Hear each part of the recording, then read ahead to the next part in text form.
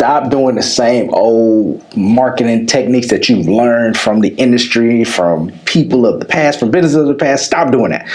I'm going to show you how to start doing miracle marketing right here, right now. But before we get into the video, you already know what to do. Do what the YouTubers do. Like, share, comment, subscribe, and ring that bell just so you are notified every single time I drop a video just like this.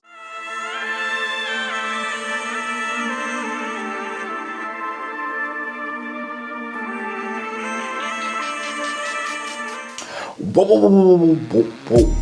Look, I know you're ready to see this video. Look, and I'm ready for you to see it too. But I would be remiss if I didn't let you know about this new opportunity. Look, are you somebody who's been struggling to create new products? Are you somebody who's been struggling trying to figure out how can I better serve my audience, my clients, my community? I'm going to give you the keys to success right now. Check out my Motivated to Monetize newsletter. This is a free newsletter that I'm going to be sending out to the people who subscribe. And I'm going to show you frameworks. I'm going to show you strategies. I'm going to show you concepts that are going to increase your business. Look, I don't want to say too much more. If you're interested, go check out the link in my description for the Motivated to Monetize newsletter. I'll see y'all at the end of this video. Peace. What's going on, y'all? Denzel Martin here. Look, I'm going to tell you all about miracle marketing. It's probably a term that you've never heard, but this is what we are deeming it just because I'm doing what I do. What I do best, I was reading my word, reading through the scripture, and I was able to find a story that is probably so familiar that everybody has heard of. They even made a movie about it back in the 90s, and that particular movie was called The Prince of Egypt.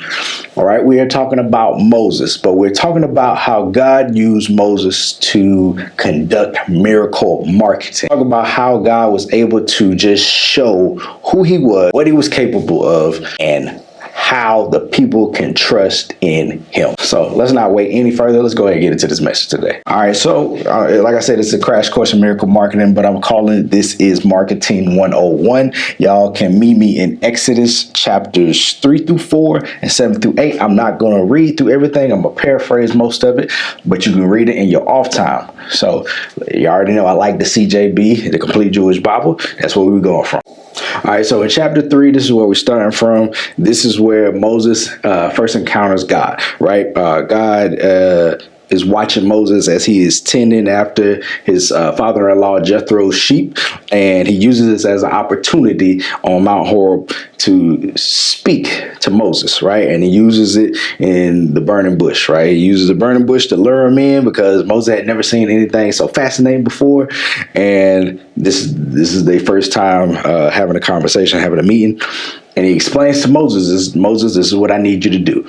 I need you to be a spokesperson for me. I need you to be able to go back to Egypt, the land that you just escaped from, right? Because Moses had killed a man in Egypt trying to save one of his Israelite brothers, because Moses found out he was an Israelite. Even though he was raised in the house of Pharaoh, he was moved passionately to take up for one of his Israelite brothers. He killed a man, and the next day word had got out, and he was trying to help another Israelite, and they kind of like shunned him, and he was surprised that people even knew that he had committed murder. So he took off and ran for the hills, right?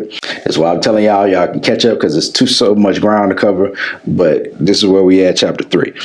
And so God explained to him, I need you to be a spokesperson for me. I need you to go back to Egypt, go to Pharaoh, and I need you to tell him to let my people go. Moses has a laundry list of reasons why he shouldn't do this, why he shouldn't have to be the one to speak on God's behalf. He's not a good speaker. He's not good at public speaking. He stutters a lot, so on and so forth.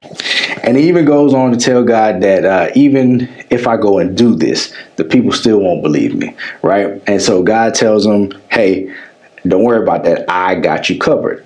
I will commit these particular miracles through you. As a shepherd, you naturally have to have a staff, right? The staff is what is the utensil that you use in herding, right?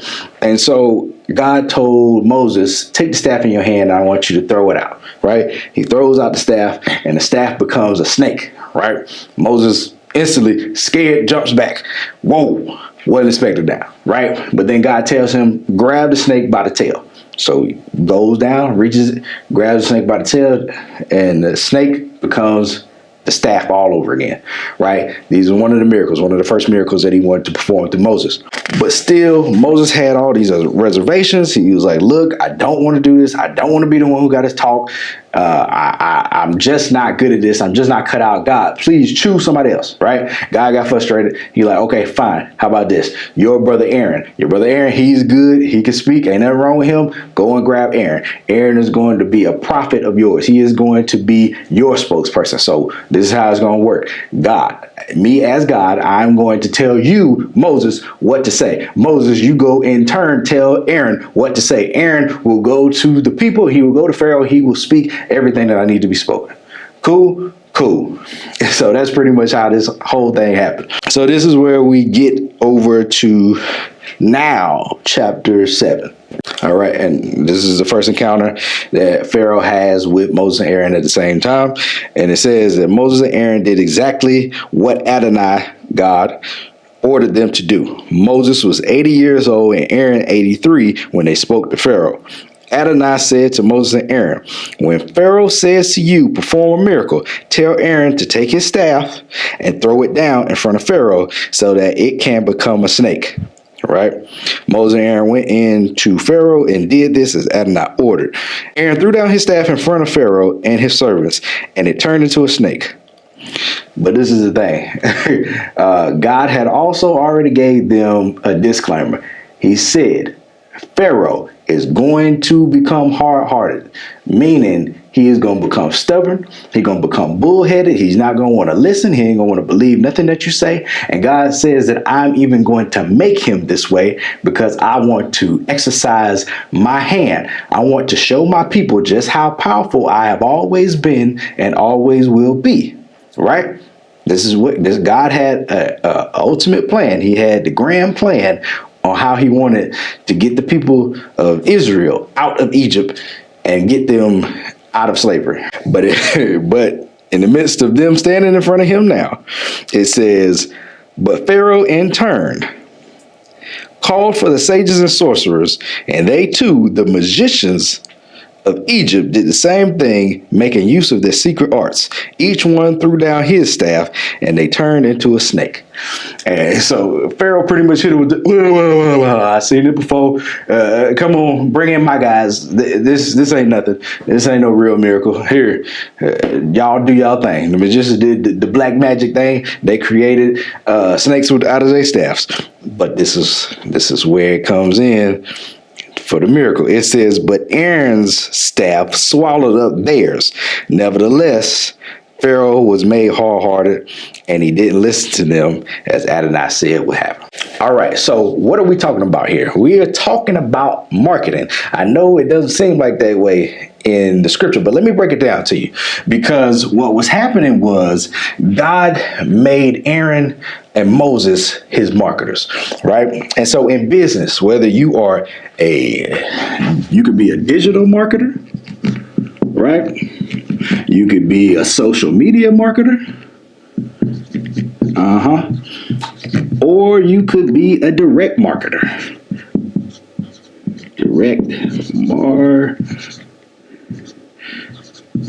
Marketing, right?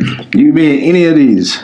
But out of all of it, you got to have confidence. In order to be a marketer of any kind, you have to have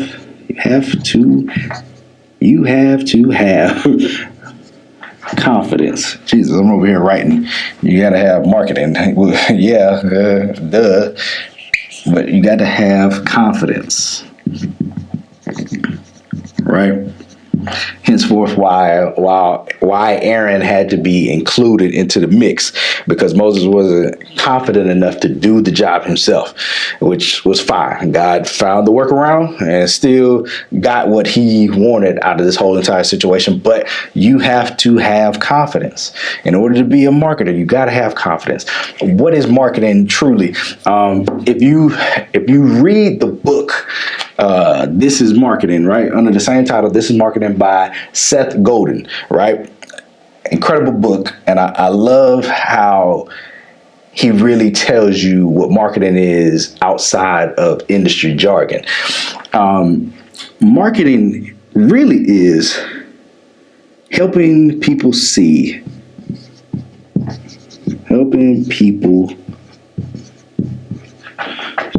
see the unseen.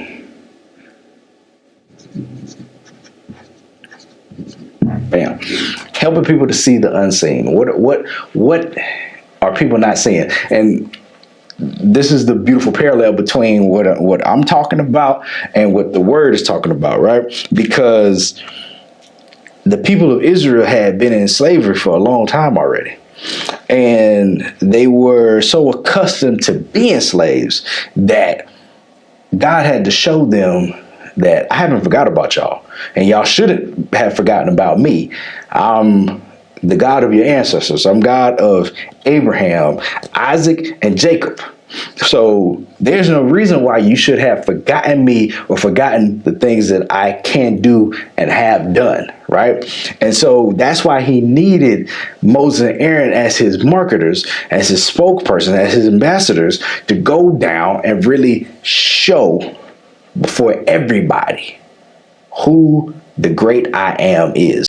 Another way of conveying this as marketing is also the creation of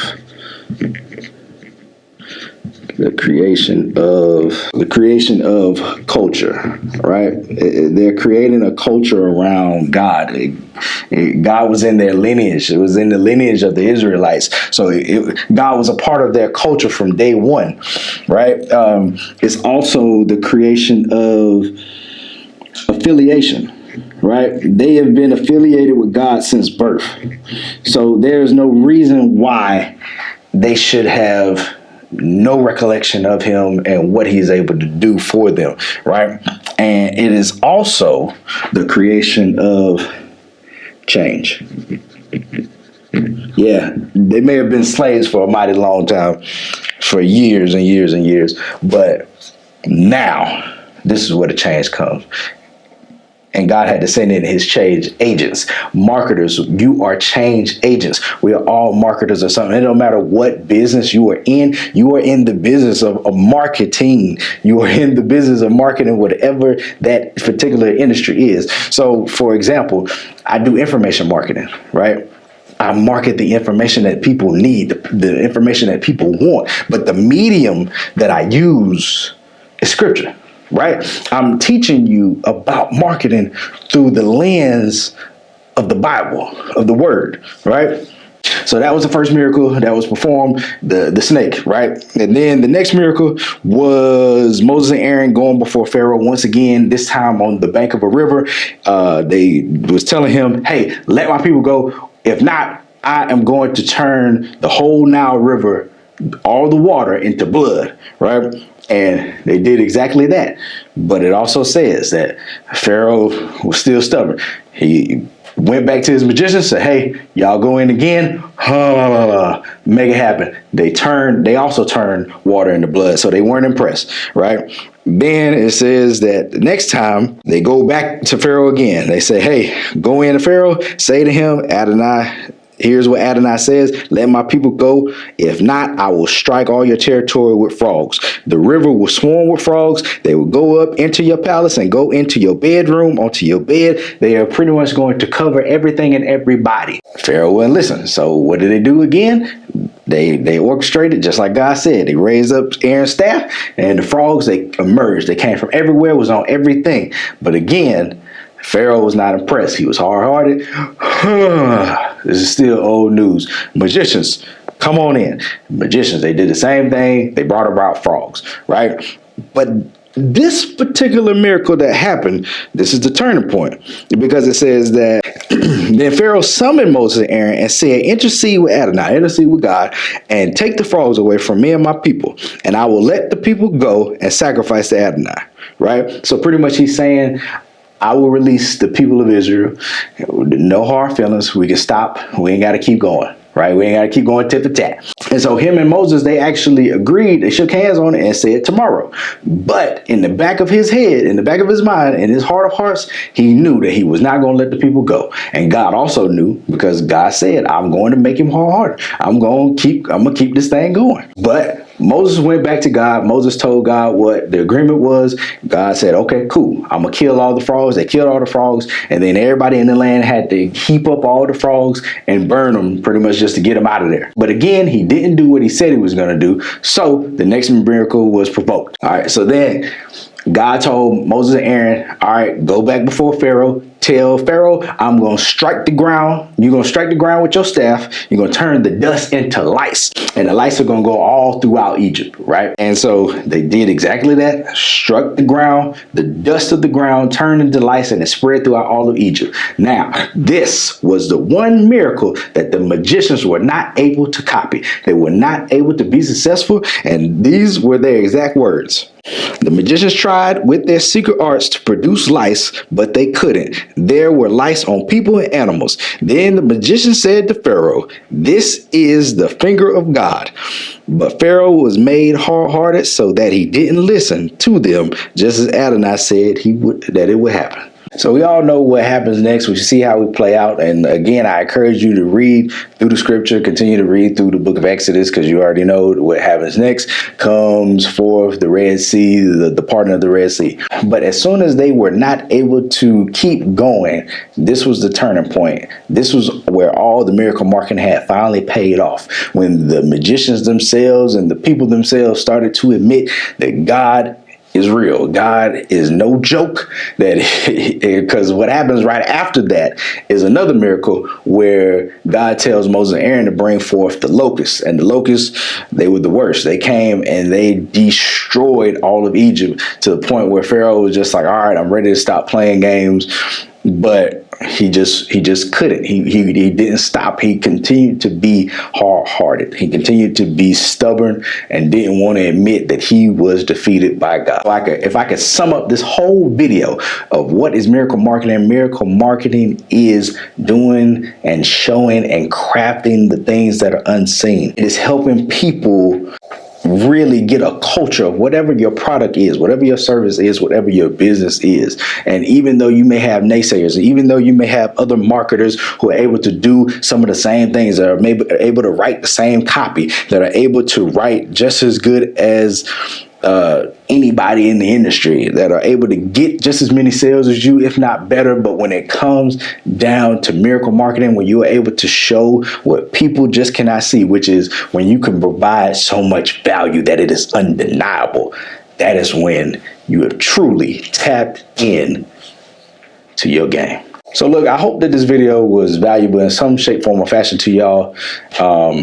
Look, share this with somebody, share it with a group of people that you know are in business, any type of entrepreneurs that you know who can benefit from these teachings. Again, go back to the book of Exodus, because God is a businessman, and God was able to show all facets of business all throughout the word. I'm just helping y'all see it through a different type of lens. But with all that being said, hey, do what the YouTubers do. Like, share, comment, subscribe, ring that bell just so you're notified every time I drop another video like this. And I will see y'all on the next one. Peace.